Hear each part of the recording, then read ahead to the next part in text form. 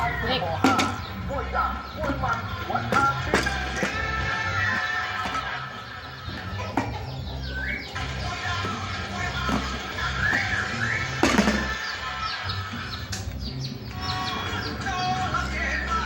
ดูไฮไลท์ก่อนครับยกที่ผ่านมาแหมออกรสชาติซ่าๆเลยครับบอลเล็กๆ15หยก16ย่อนครับดูกันสนุกครับนนทบุรีกับหลังสวนมังกรขอบคุณปุ๋ยทีดีหมอดีนะครับสนับสนุนเรื่องของมวยรอบกับทีมงานทีไดมอนด์จำกัดสายสุโขทัยคุณเจริญครับสัปดาห์หน้านะครับเปิดหัวด้วยลิงพยัคฆ์คอ5พยัคฆ์กับเพชรน้ำงามเกียรติพันธมิตรคู่2เพชรอดิศรวิ่งอร่อยจุกเลยนะครับกับโดโดแดงคู่รองครับเกี้ยวพยัคฆ์คอ5พยัคฆ์ชิงแชมป์ช่อง5ครับรุ่น115ปอนด์กับกบภูเขาทองไปมวยไทยยิมกับมวยครับมวยรอบปุ๋ยซีทีหมอดีครับมังกรมิตรไทยครับใส่กับเพชรละพาสอโสภาวันนี้สองตัวยกของสิบปากพนังเพชรตาแมวสีของขอขนมปังโกเบกกลับบ้านแล้วตัวยกของไทยและพิสิทธิ์ครับ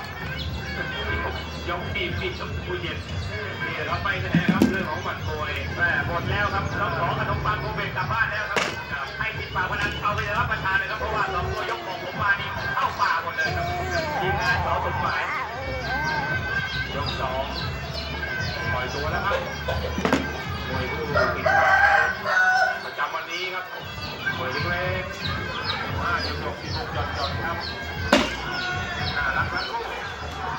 ซ้ายครับคอย เฮ็ดยังไง มอบูนาหนักครับบางบัวทองครับ กำมือกันกำมือกันกำมือกัน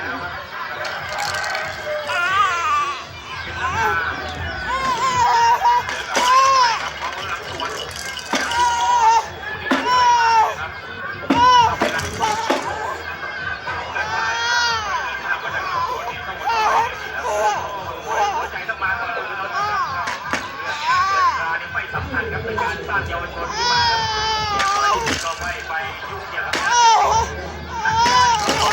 ฬาที่เข้ากับนักกีฬาต้องป้องกันรู้แพ้รู้ชนะรู้อภัยกับทำด้วยพอที่แล้วก็จะขึ้นมาที่เข้ามายกเป็นตัวโกงกว่าจะเป็น